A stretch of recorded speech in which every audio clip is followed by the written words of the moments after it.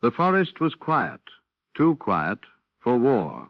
Snow fell like ash, muffling the sound of men and machines. It clung to rifles, melted on helmets, froze again on breath. Every branch carried a white weight that threatened to break at the next shell burst. It was December 1944. The Allies believed the war was ending. The newspapers back home were already printing victory in ink, still wet. But wars don't end when people are ready.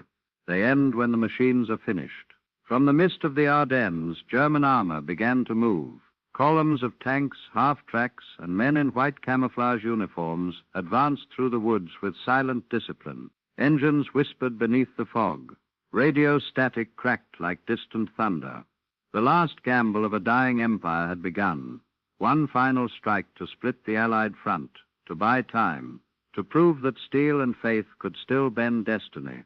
The Battle of the Bulge had begun. The American lines were caught off guard. The snow was too deep for reinforcements, the clouds too thick for aircraft. Visibility was measured in yards. The soldiers of the U.S. 2nd and 99th Infantry Divisions dug into frozen ground that felt more like stone than soil. They had no illusions. They knew they were outnumbered, outgunned, and nearly out of supplies.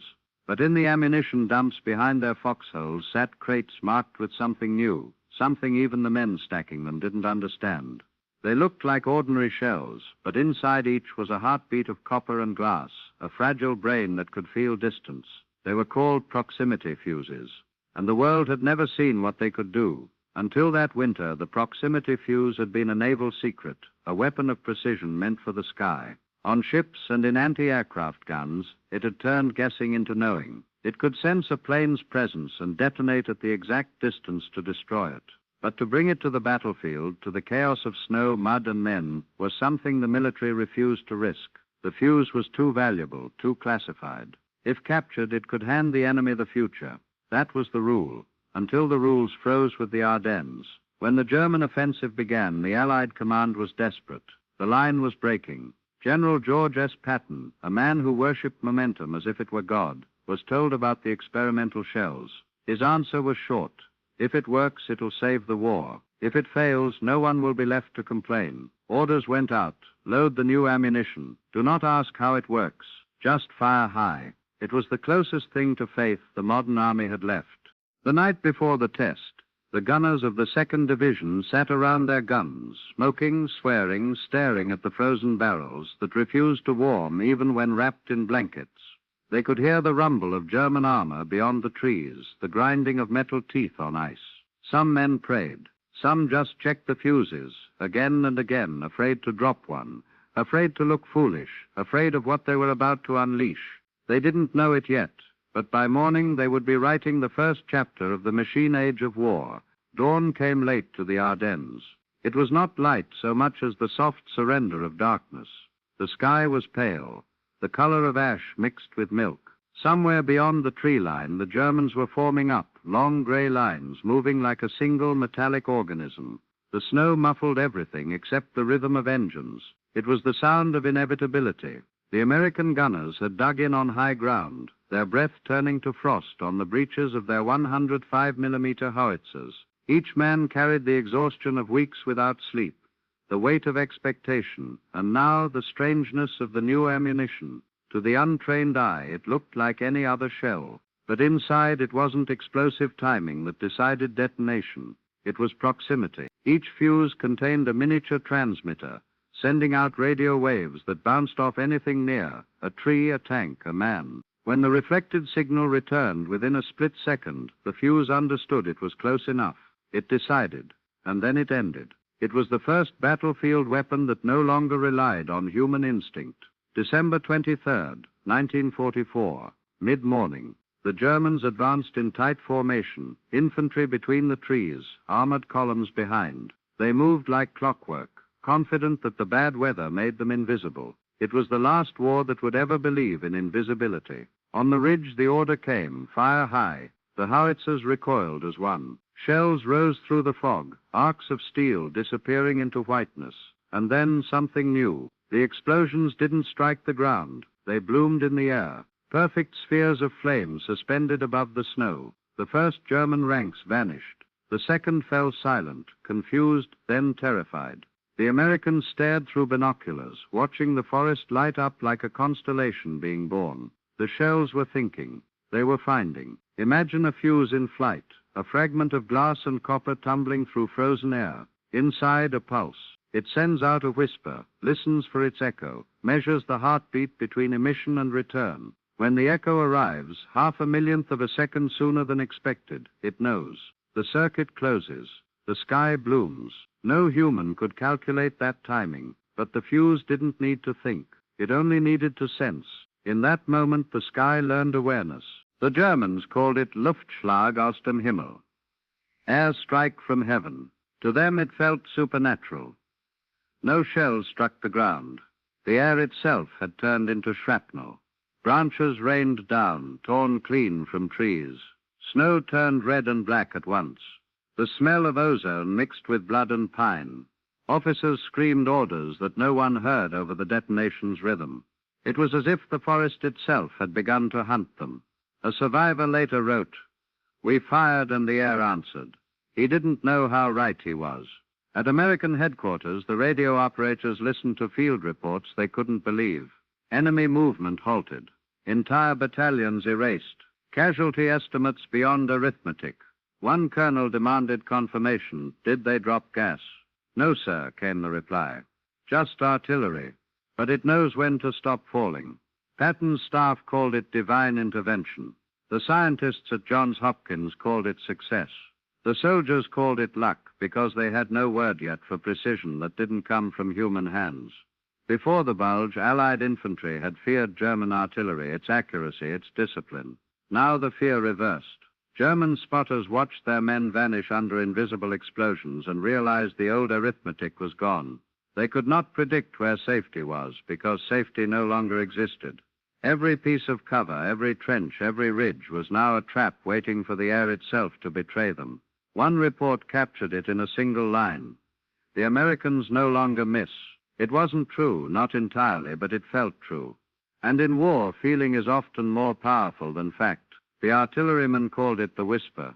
That faint hum the fuse made as it armed itself mid-flight, a sound too quiet to hear unless you were listening for miracles. Inside each shell, vacuum tubes no larger than a thumb pulsed with life. Tiny glass lungs inhaling and exhaling radio waves at thousands of cycles a second.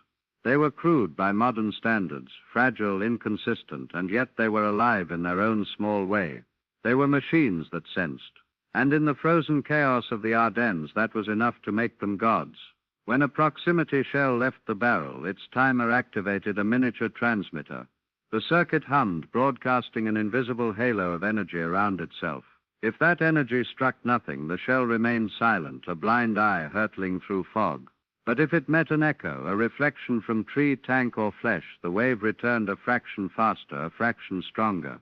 The fuse compared what it sent with what it heard. And if the difference crossed a threshold written in copper and instinct, it acted. There was no thought, no hesitation. Just a pulse, a bloom, a decision measured in microseconds. The sky itself had learned timing, and with timing came judgment. To the German infantry caught in the barrage, the explosions seemed intelligent.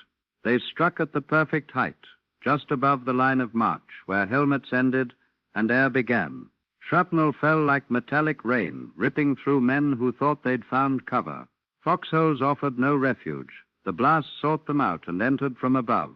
It was not the violence that terrified them. It was the precision. It was the sense that the enemy had taught the elements to calculate.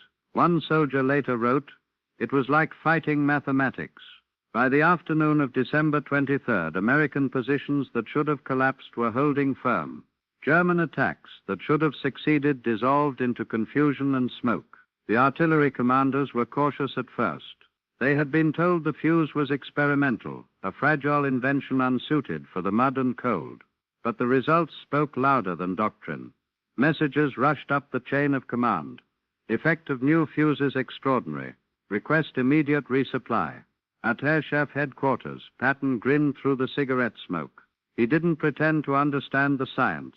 He only knew the feeling of momentum returning.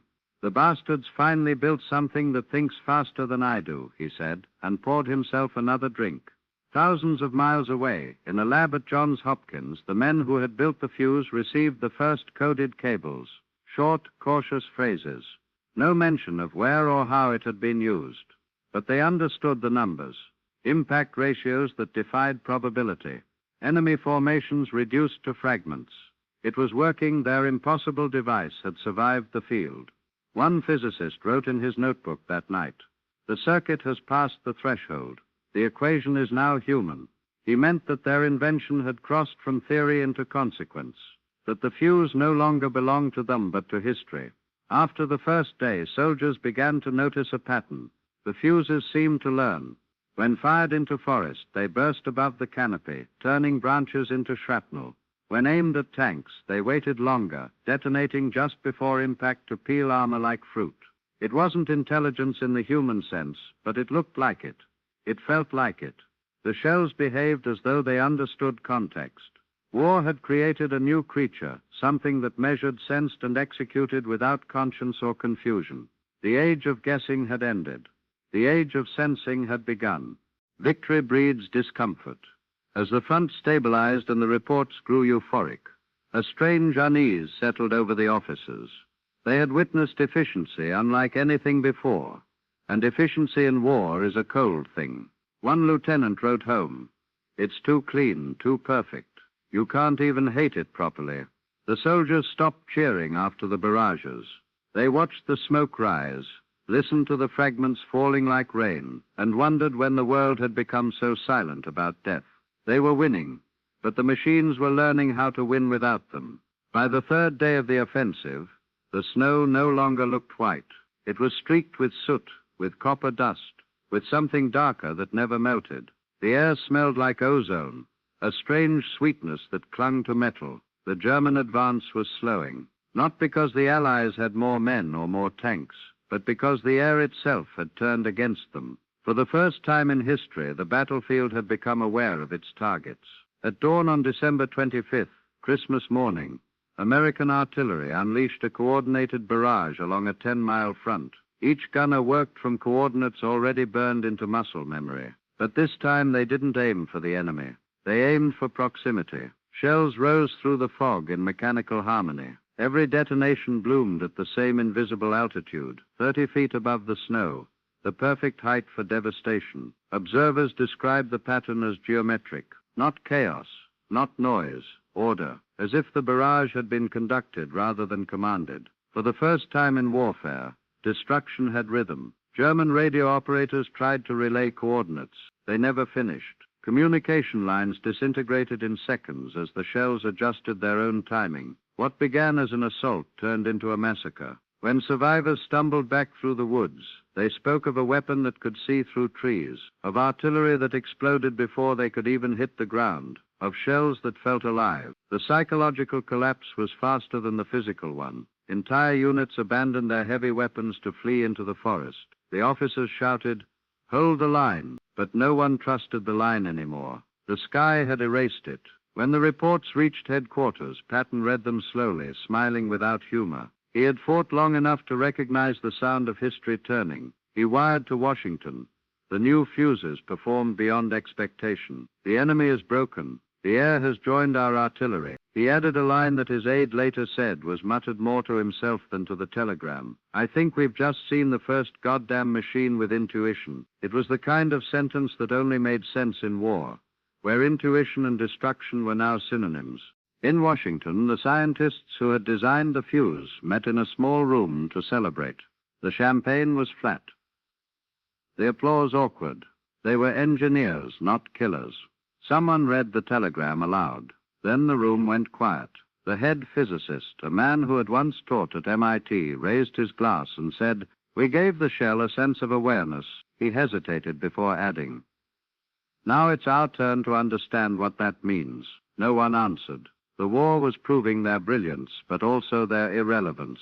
The machines had begun to fight better than the men who made them. After the Battle of the Bulge, the proximity fuse became standard issue. Artillery units from the North Sea to the Rhine received shipments marked VT, variable time, a euphemism for a secret everyone now knew. When used against massed infantry or armored formations, the kill rate tripled.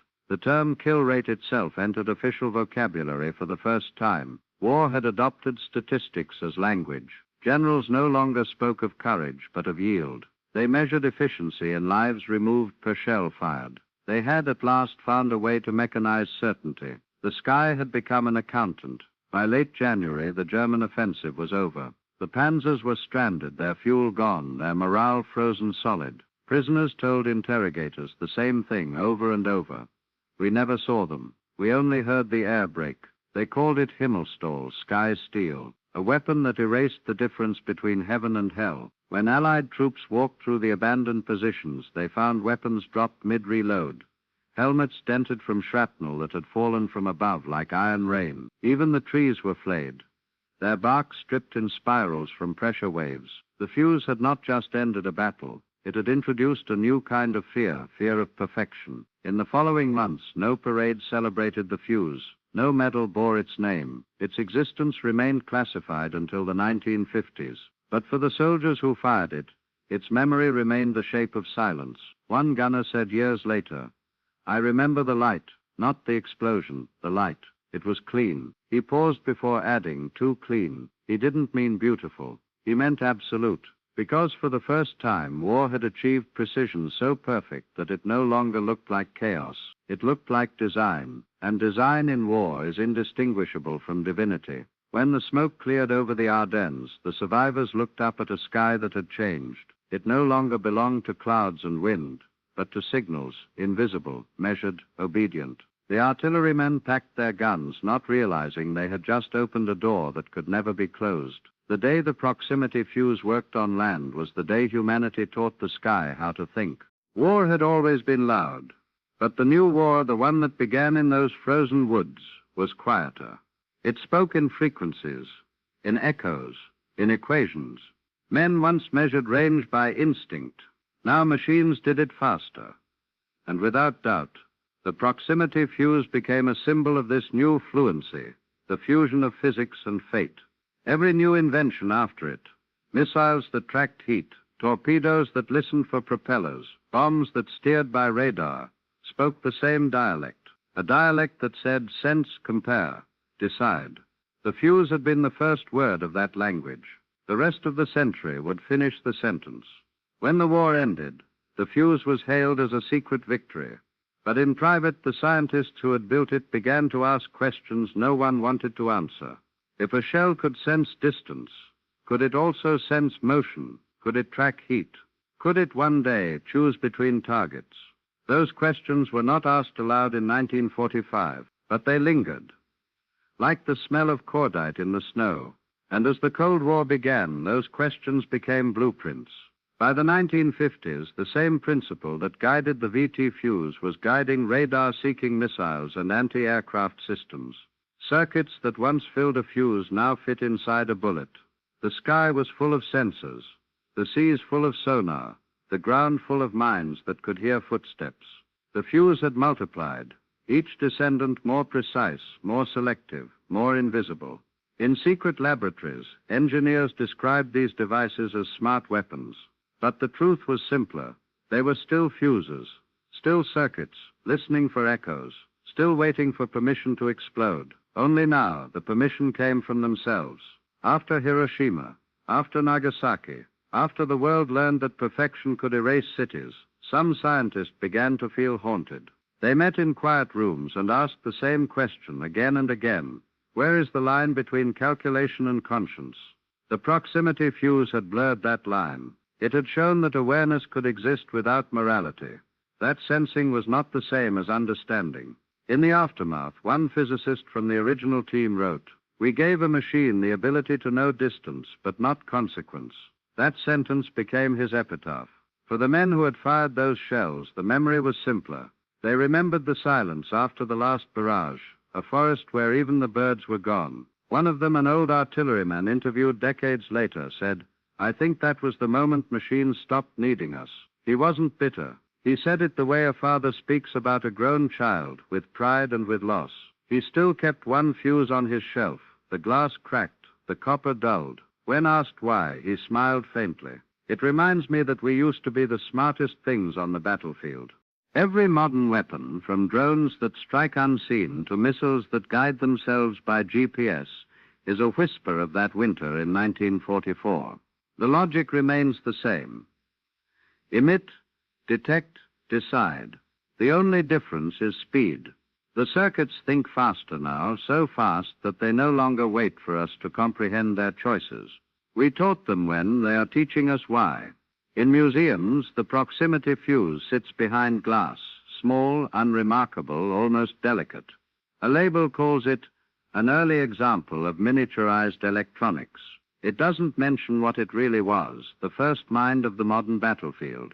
Visitors glance at it, move on to the larger exhibits, the tanks, the planes. But the fuse outlasted them all. Its design still hums inside every weapon that thinks before it kills. It is the quiet ancestor of automation, the silent prophet of precision. It never wanted glory. It just wanted accuracy, and accuracy once born never dies. Today, in laboratories and code foundries around the world, machines are trained to do what those fuses did instinctively, to see patterns, to anticipate, to react.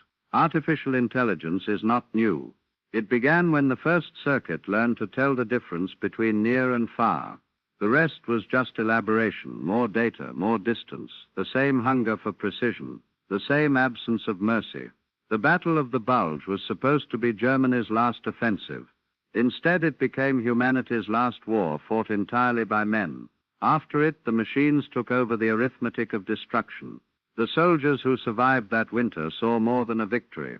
They saw the beginning of a new kind of relationship between human intention and mechanical judgment. They had taught the sky how to aim, and the sky, being a quick learner, never forgot the lesson. Progress doesn't ask for permission. It just calculates.